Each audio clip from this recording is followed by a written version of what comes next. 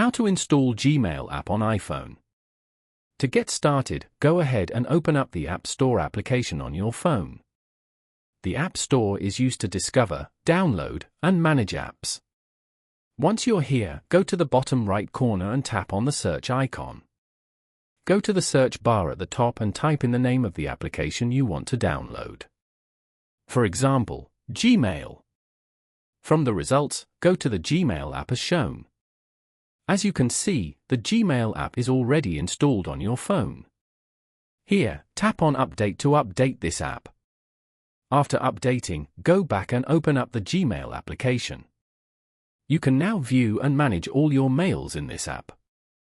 Following these steps, you can easily install Gmail app on iPhone. Thank you for watching.